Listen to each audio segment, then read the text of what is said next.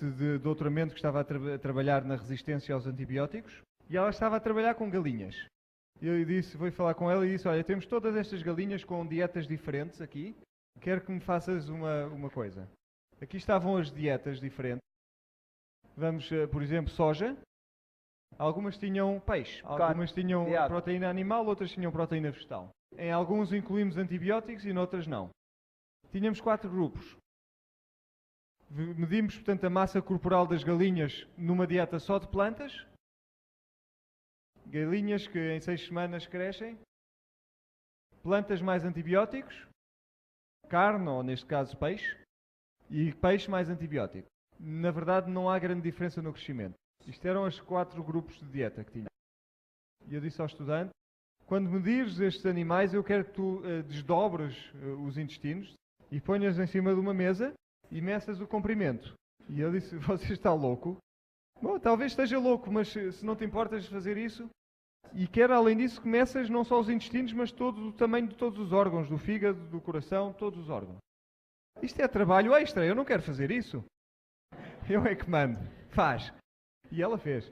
Vejamos o resultado. Aqui está a massa do aparelho digestivo. Quando eles comiam só plantas, era mais alta.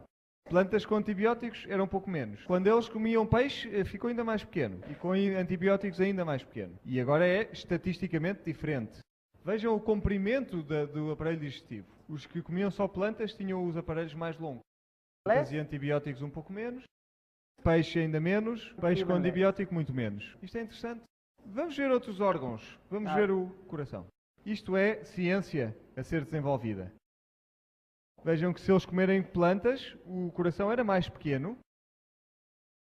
Quando acrescentámos antibióticos às plantas, o coração aumentava. Quando era peixe, era mais ou menos igual às plantas, o tamanho. E quando acrescentamos antibiótico, o coração voltava a crescer.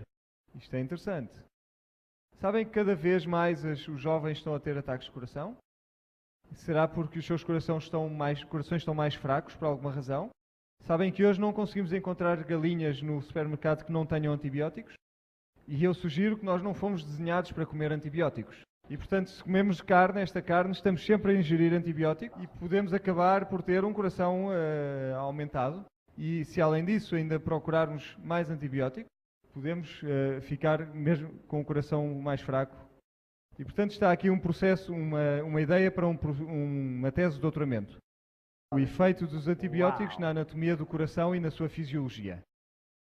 Só porque eu disse, mede os intestinos, mas também mede tudo o resto. É interessante, não é?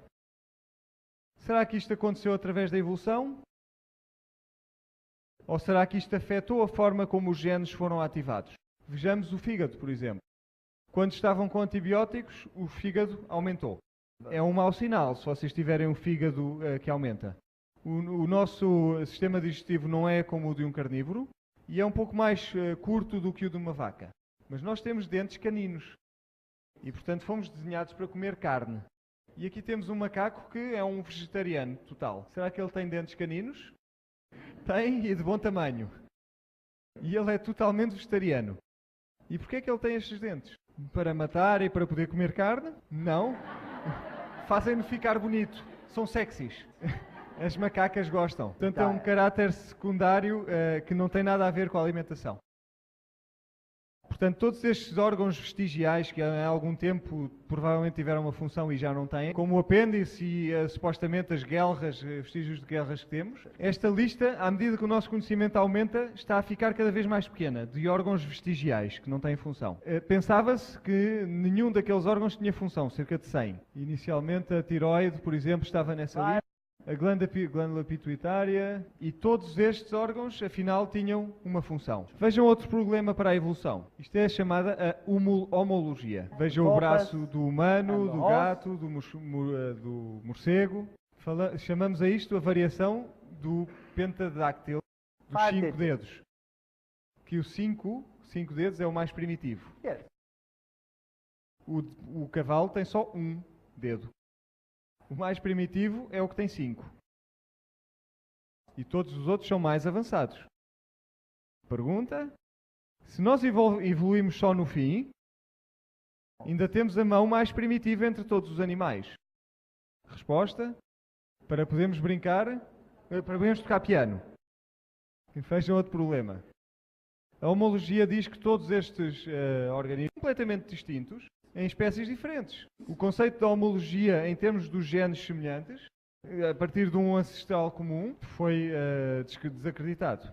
Darwin não sabia nada sobre os genes. Darwin está com grandes problemas neste momento. Portanto, eu posso ser o Darwin e olho para tudo o que é de negativo na vida e concluir que não há Deus.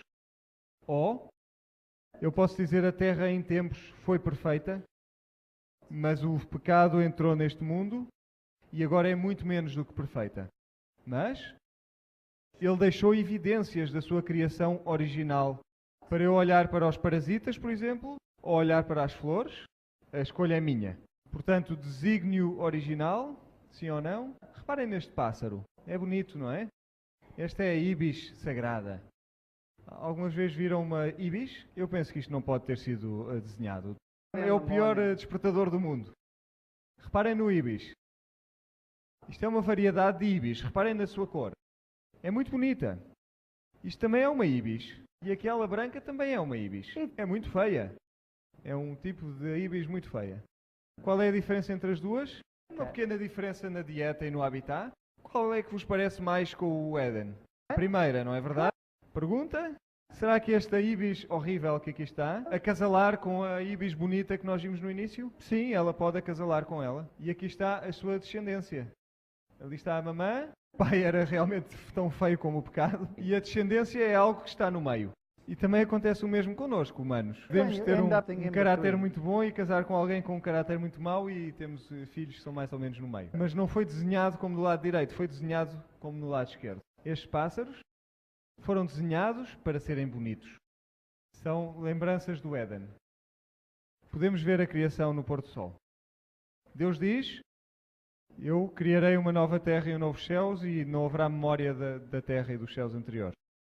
O Novo Testamento diz que estamos à espera de uma nova terra e um novo céu onde viverá a justiça.